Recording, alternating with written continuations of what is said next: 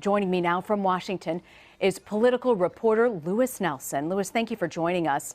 In that speech just a short time ago, Trump also suggested the next presidential debate may not be fair for an unusual reason. Let's actually listen into that. We should take a drug test prior, because I don't know what's going on with her. But at the beginning of her last debate, she was all pumped up at the beginning. And at the end, it was like, oh, take me down. She could barely reach her car. So I think we should take a drug test. Anyway, I'm willing to do it.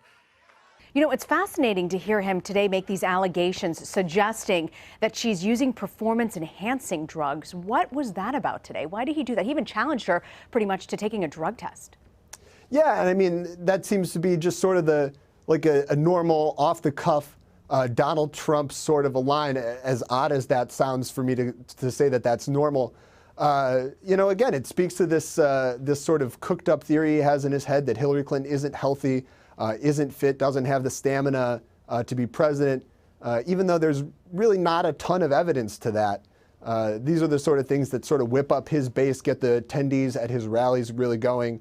And that seems to be how he's judging the success of his campaign, the enthusiasm at these rallies, and it's attacks like that really seem to get people going.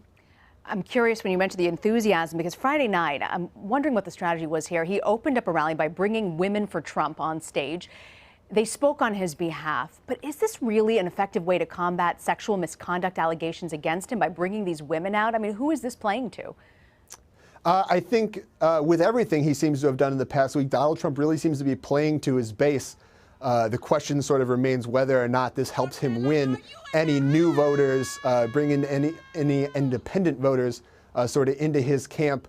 It doesn't seem to be helping him with women. Almost every poll that comes out show him struggling really, really badly with women, college-educated women especially. That's a group that Republicans generally and historically have done very well with, but Hillary Clinton has been very, very popular with them, and I think a lot of that is because of Donald Trump's sort of rhetoric towards women, especially in the last week or so with the tape that came out last weekend, and now all of these allegations of sexual assault. Yeah, that video we just saw, I mean, he specifically brought out African-American women who he's not doing well with to begin with, so it was kind of a strange combination there. I want to also ask you, a lot of attention right now focusing on down ballot races.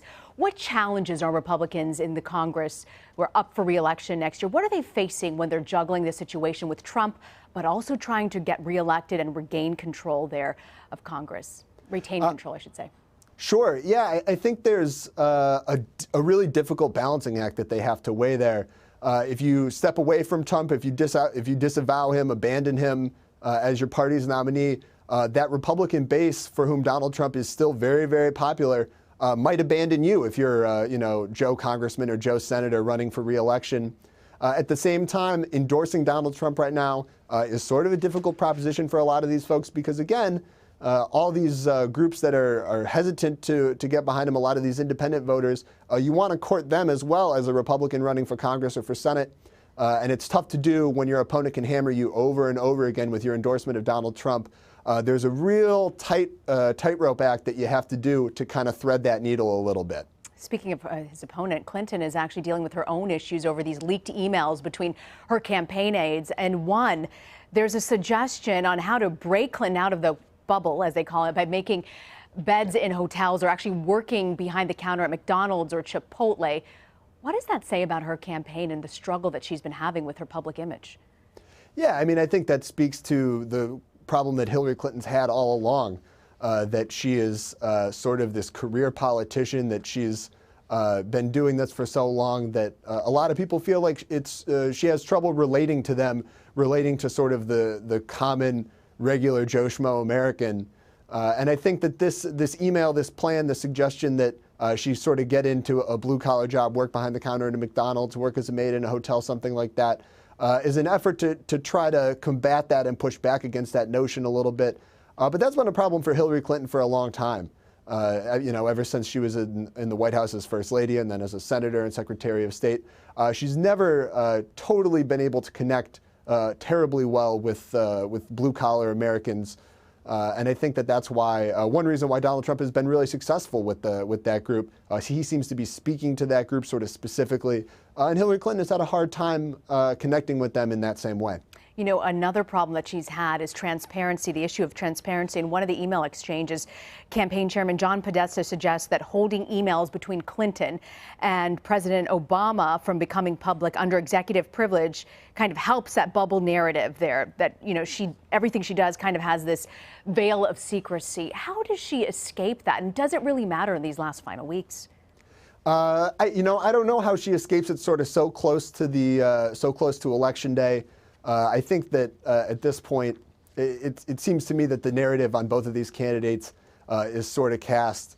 I don't know what she can do at this point to sort of push back against that notion of her sort of lacking the transparency gene. Whether or not it matters is a different question altogether.